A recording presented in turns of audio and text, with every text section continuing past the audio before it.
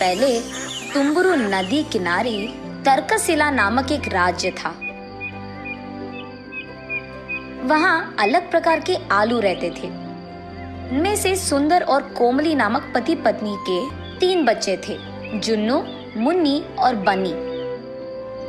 एक दिन बन्नी उसकी बड़ी बहन मुन्नी के पास जाकर, दीदी, कल रात जोर से बारिश आई थी ना, बहुत सारा पानी भी आया, वो पानी कहाँ चला गया? ऐसे पूछता है।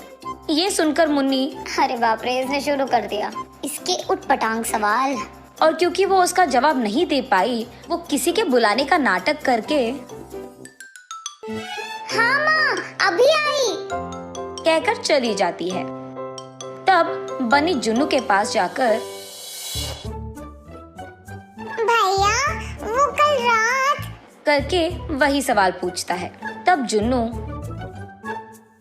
अरे इतना आसान सा सवाल, कुछ नहीं बनी, वो सारा पानी धरती के अंदर चले जाता है। ऐसे वो उसके प्रश्न का जवाब देता है। तो फिर धरती के अंदर बहुत सारा पानी है क्या? हाँ, हम जो भी पानी हर रोज उपयोग करते हैं वो सब धरती में ही रहता है। ओह, तो फिर एक दिन क्या धरती पानी से भरकर बलून की तरह फट जाएगा क्या? ऐसे वो भोला बच्चा कहता है। ऐसा नहीं फटता है, हमारा धरती बहुत मजबूत और ताकतवर है। जितना भी मजबूत क्यों ना हो, एक ना एक दिन तो उसे फटना ही होगा ना। अरे रे, हमारे धरती का आसमान से एक कनेक्शन होता है। जब भी धरती पे पानी बहुत ज्यादा हो जाता है ना, वो आसमान के बादलों में भरकर बारिश की तरह बरसता है। ओह, ये है बात, ये तो बहुत प्यारा सेटिंग है। ऐसे कहता है। वो जुन्नू की तरह उस प्रश्न से नहीं भागता है, उसके बजाय उसको अच्छे से उसकी भाषा में समझाकर उसके छोटे भाई का बहुत अच्छा ख्याल रखता है। बन्नी का उम्र सबसे भले ही कम क्यों न हो, वो सबसे ज्यादा तेज था। वो अपने भाई जुन्नू और बहन मुन्नी से हमेशा कोई ना कोई सवाल पूछते ही रहता था। इन तीनों का ख्याल रखते रखते माँ बाप सुंदर और कोमली कभी कभी थक जाते थे, लेकिन उन तीनों को साथ में खेलते देख वो बहुत खुश होते थे। ऐसे ही एक दिन वो तीनों उस राज्य में हो रहे एक बाजार के लिए निकलने की तैयारी करते हैं, मगर उस बाजार तक पहुंचने के लिए उनको तुम्बर नदी पार करना होगा। इसलिए सब एक बड़ा सा नाव चढ़ते हैं। उन सब के साथ ही कुमारी भी उस नाव में बैठती है।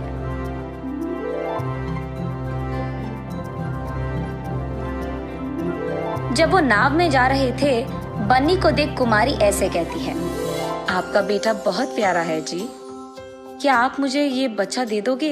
मैं उसको बड़ा करूंगी। ये सुनकर सुंदर और कोमली चौंक जाते हैं। हाँ, ये कैसा प्रश्न था? हम नहीं दे सकते, ये हमारा बेटा है। ऐसे वो दोनों एक साथ कहते हैं। मुझे माफ कीजिए, मेरे कोई बच्चे नहीं हैं, इसीलिए आपके इस प्यारे बेटे को देख मेरे मन में एक आशा उठी थी। मुझे ऐसा नहीं कहना था, माफ कीजिए। ऐसे कहती है कुमारी। इतने में नाव दूसरी तरफ के किनारे पे पहुंचता है।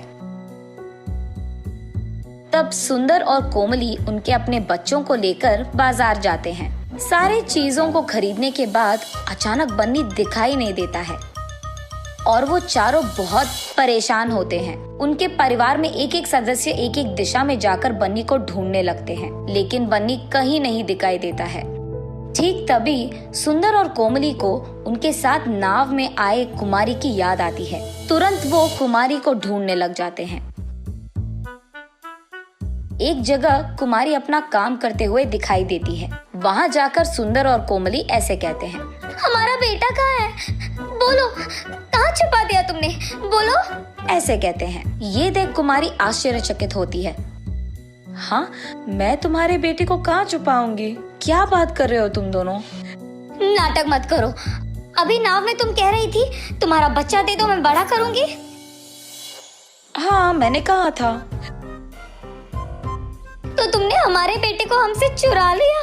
कह दो, कहाँ है मेरा बेटा? ऐसे जोर जोर से रोते हुए उसे पूछते हैं।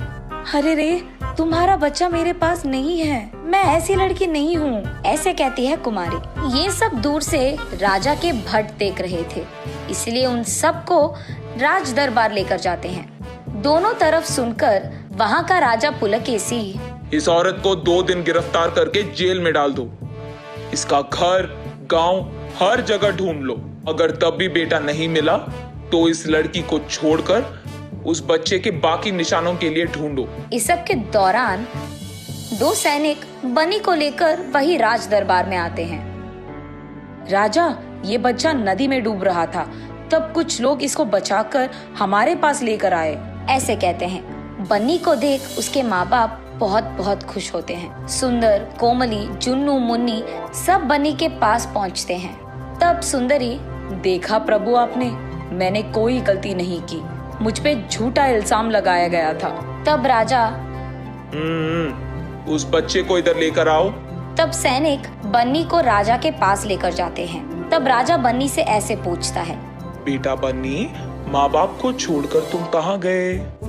तुम नदी तक क्यों गए? हाँ, मैं नाव के नीचे मौजूद उस बड़े इंसान को देखने गया, कहता है बन्नी भोलेपन से।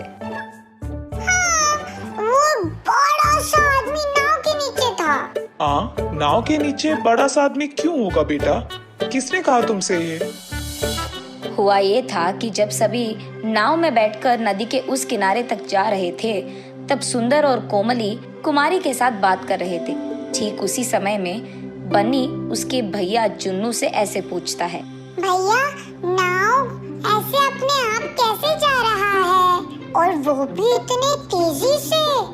नाव के नीचे एक बड़ा सा आदमी है, वो ही हमें तेजी से लेकर जाता है। वो नाव को अपने सिर पे लगाकर हमको नदी के किनारे लेकर जाता है, इसलिए नाव डूबे बिना एक किनारे से दूसरे किनारे तक जाती है। ऐसे वो उसको जो मन में आया वो कह देता है बन्नी को।